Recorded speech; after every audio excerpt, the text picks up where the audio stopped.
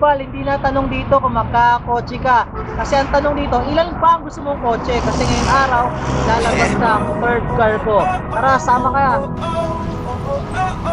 Simula na naman. Sabi guys, good morning. Andito kami ngayon sa kasa ng Chevrolet.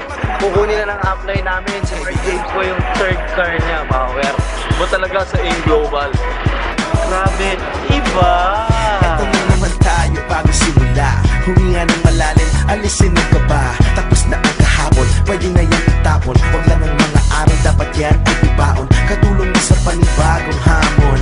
May paparating na bagong alon. Pwede kang lamino, pwede mong sabayan. Yes! Manatry ko na rin ang Chevrolet Trailblazer. Hindi ka na dyan, huwag ka na magpapuli. Kami ay sila, patusan, liwanag, abuti ng tala. Pagkatapos Ang bago pa, naka-plastic pa. Sarap. Amoy bago. Grabe, Chevrolet Trailblazer, top of the line, 4x4.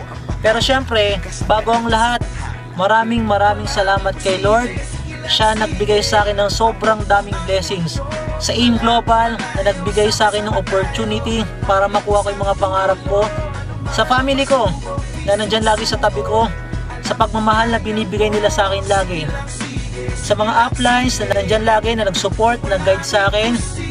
Sa mga grupo ko, sa mga leaders ko, kay John Bisanwan at sa buong grupo niya na New Blood, at sa International Blazing Alliance family, sa sister ko na nakasama ko mula nung unang network ako hanggang ngayon, kasama ko pa rin sa suporta na binigay niya sa akin.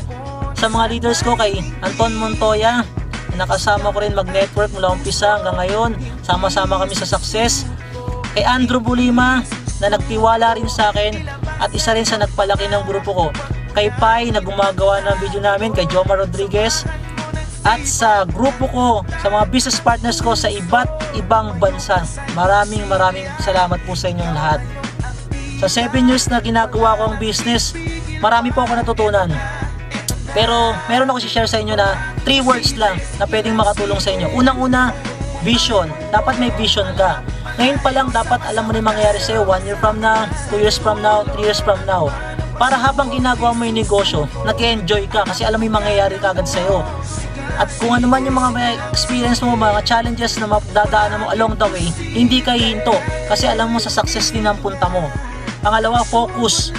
Dapat may focus ka sa lahat ng bagay, kailangan natin yung focus. Dapat nakatingin ka lang lagi sa mga goals and dreams mo.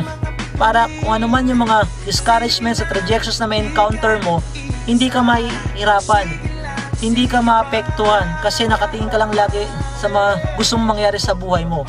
Pangatlo, believe. You have to believe in yourself. Dapat ngayon pa lang maniwala ka na sa sarili mo. Ang success ng bawat tao nakabase sa sarili natin. Ngayon pa lang, attract mo na yung mga gusto mong mangyari sa buhay mo. Everyday, dapat sabihin mo sa sarili mo, successful ka na. Lahat po tayo deserve natin magandang buhay. Lahat tayo deserve natin makuha mga pangarap natin.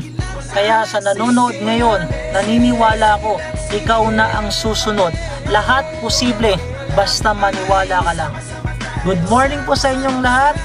God bless us more. Power! sige lang, sige. Congratulations